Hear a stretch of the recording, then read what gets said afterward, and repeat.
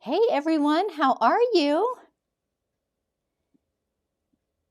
Just making sure my comments are wide open and logging on my Instagram, people. In case you wonder why I do this after I get online every time, you actually can't do it beforehand. It's interesting. And today the Go Live button has got the white wheel of death. Oh boy. Okay, bear with me a second. I will just go back and forth. There we go. We're live. Whew! Okay, comments are up. Sound levels look good. Fantastic. Carolyn, sunny but cold Quebec. Nancy, question off topic. Oh, Nancy, let's remember that one. And if I forget it, remind me. Let's see. Yes, there is time to share this with your friends if you think this is a topic that they'll love. I think that it is. Cindy Lou in Boise, Idaho. Marie Suzanne in the UK. Sandra in Brazil. Debbie, Denise. Mona, good, good, good. So good to see you all here.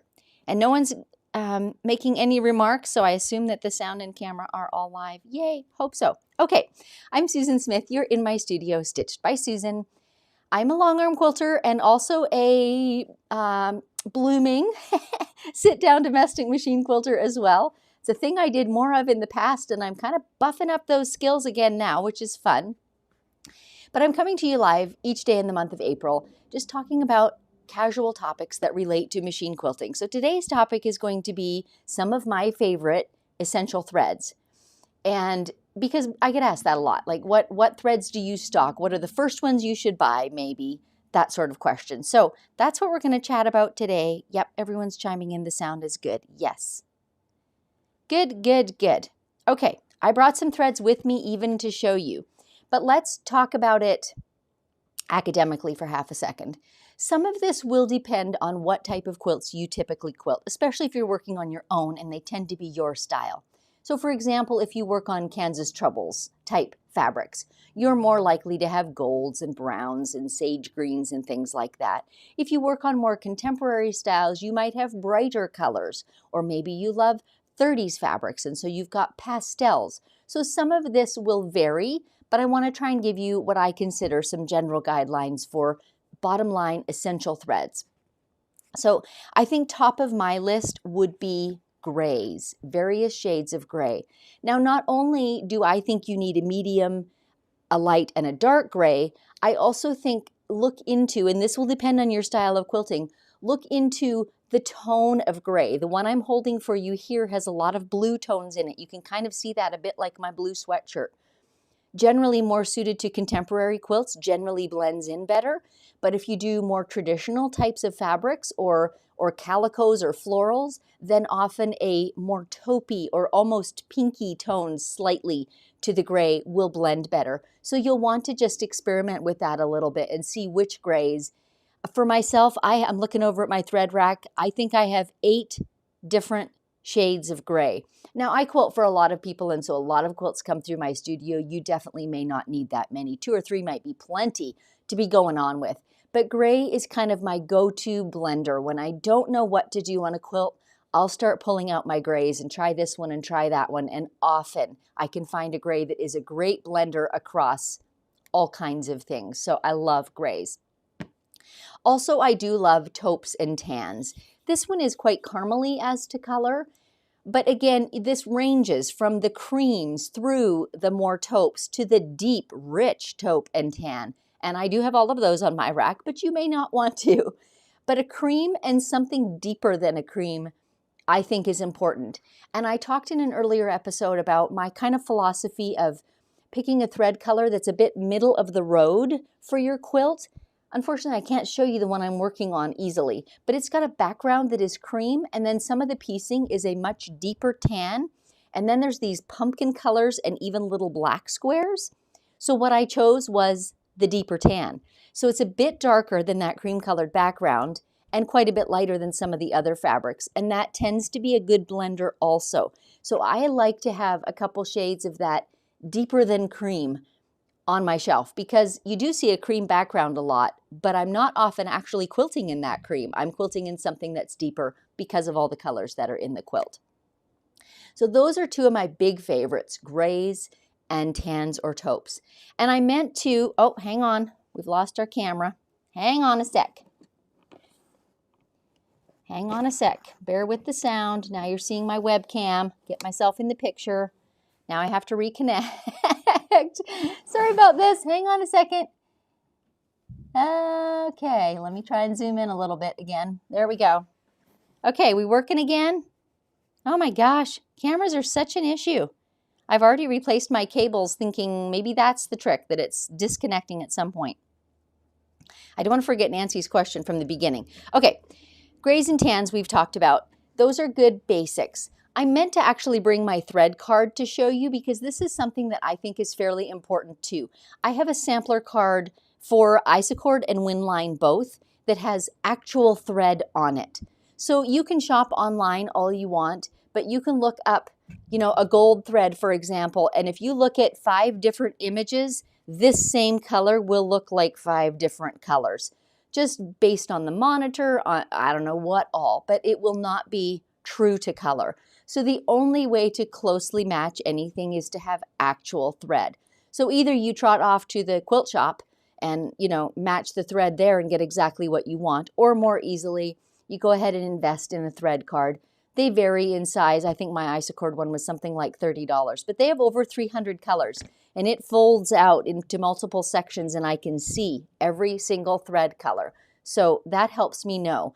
And I actually have taken a highlighter and highlighted some of my favorites on there because I just keep re-upping those.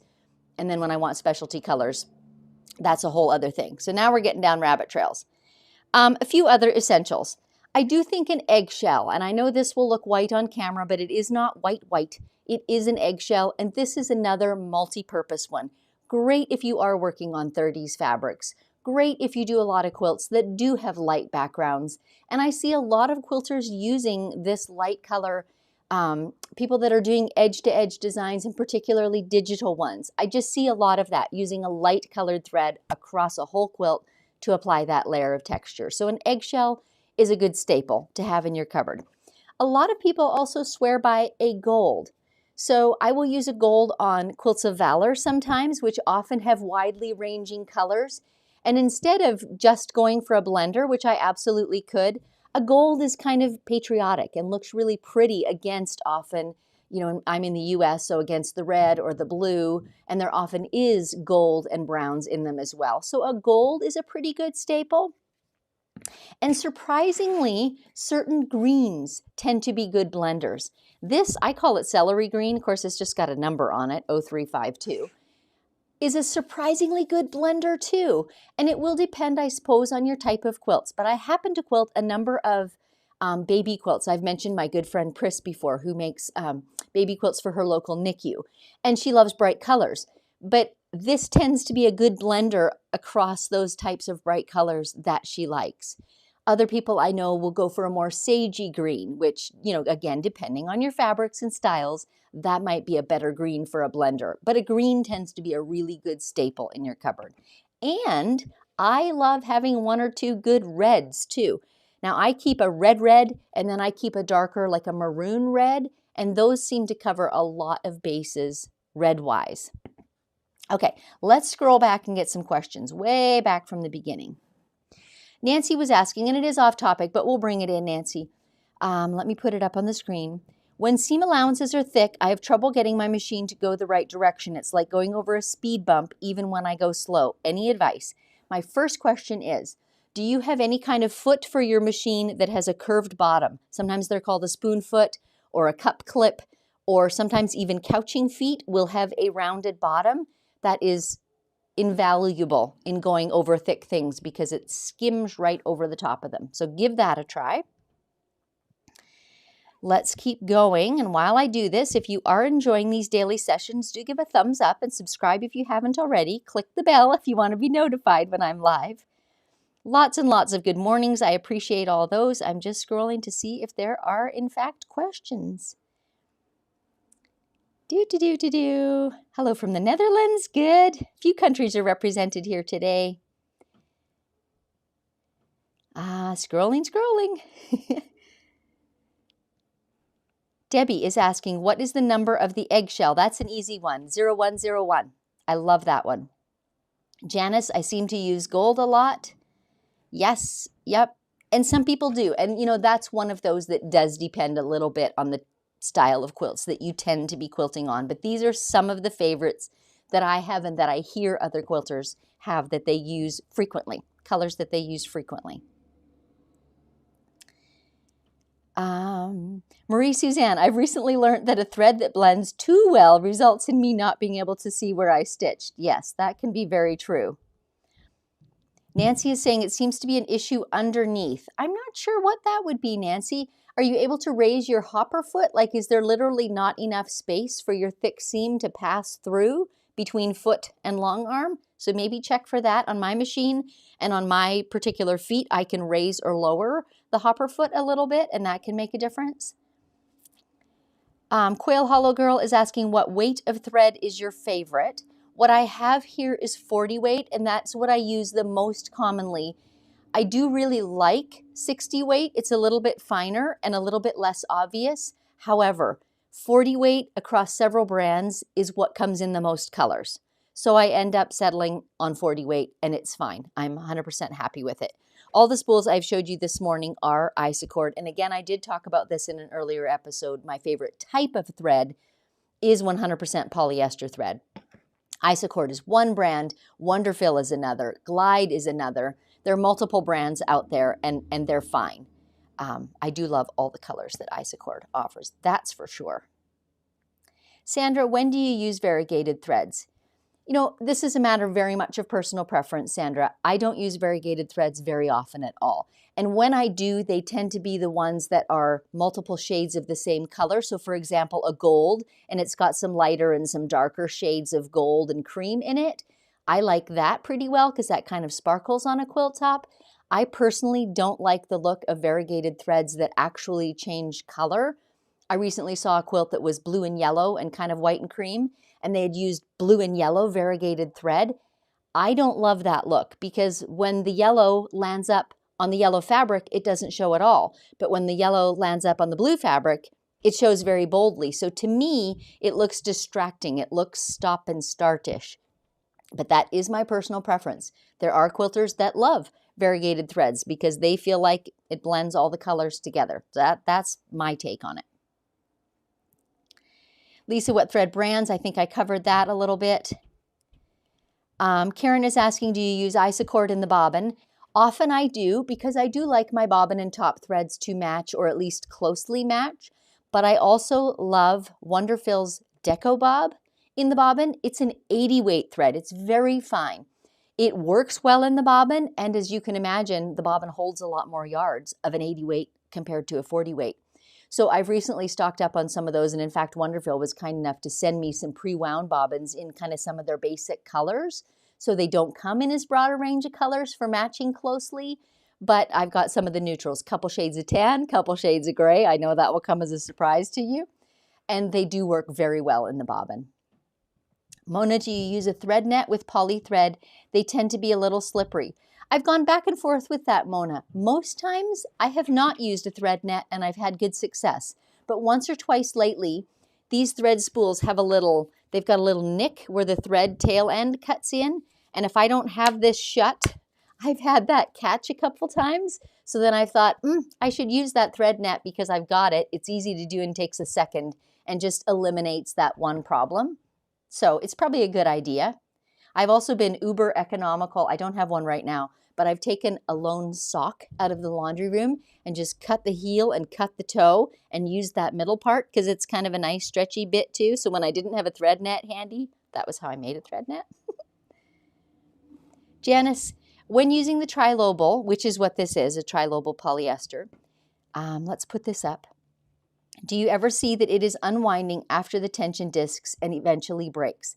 I have had that happen, Janice, and I bet most of us have. And it happens most often when I'm stitching from right to left, that the twist of the thread sort of untwists and separates and breaks. I hesitate to give big solutions to this because I haven't really proven them, but some of the ones I've heard are, try using a thread that does not unwind from the top, but lays on its side and unwinds from the side so that it feeds a little bit differently. And some people have recommended actually turning the cone upside down. So it's kind of reversing the twist. So you might give those a try. Okay, I can't put any scientific knowledge behind that, but you might give those a try. That looks like all the questions, I think. Yeah, that looks like it. Well, thanks you guys for joining me again. I am here every day in the month of April. Excuse me, I've got a bit of a cough going on and I just patted the mic. Sorry about that.